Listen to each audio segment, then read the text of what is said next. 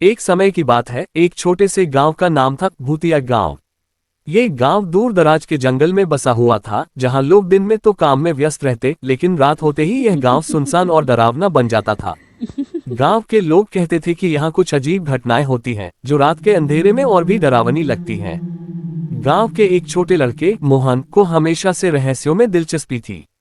उसने सुना था कि गांव के पुराने किले में रात के समय किसी अजनबी की आवाजें आती हैं और कभी कभी कोई परछाई भी दिखाई देती है। मोहन ने ठान लिया कि वह इस रहस्य को सुलझाएगा। एक रात जब पूरा गांव सो रहा था, मोहन अकेले ही उस पुराने किले की ओर बढ़ा। जैसे ही वह किले के पास पहुंचा, अचानक से एक तेज हवा चलने लगी और किले के दरवाजे से एक खौफनाक चीख सुनाई दी।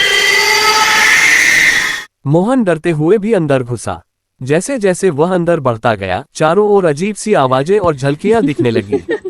वह किले के एक कमरे में पहुंचा, जहां एक पुराना आईना रखा था।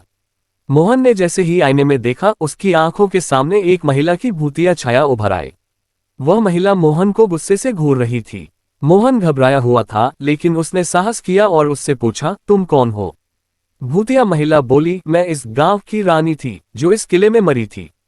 मेरे साथ अन्याय हुआ था और अब मैं बदला लेना चाहती हूँ। मोहन ने जल्दी से कहा, अगर आप मुझे अपनी कहानी सुनाओगी तो मैं आपकी मदद कर सकता हूँ। महिला ने अपनी दुख भरी कहानी सुनाई कि कैसे एक गांव के राजा ने उसकी हत्या कर दी थी। मोहन ने सोचा और फिर कहा, अगर आप अपने न्याय के लिए शांति चाहती हो तो आपको बदला नहीं बल्कि माफी चाहिए। फिर मोहन ने गांव के लोगों को बुलाकर रानी के भूत को शांति दिलाने का प्रयास किया। गांव के बुजुर्गों ने बताया कि किले में एक पुरानी पूजा स्थल है, जहां रानी की आत्मा को शांति मिल सकती है। मोहन और गांव वाले वहां गए और पूजा शुरू की। जैसे ही पूजा समाप्त हुई, रानी का भूत शांत हो गया और उसकी आत्मा को मुक्ति मिल गई। अब भूतिया गांव फिर से शांतिपूर्ण हो गया।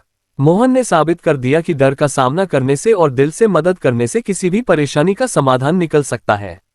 समाप्त। कहानी का संदेश, डर का सामना साहस से करना चाहिए और किसी भी समस्या का समाधान समझदारी और मदद से होता है।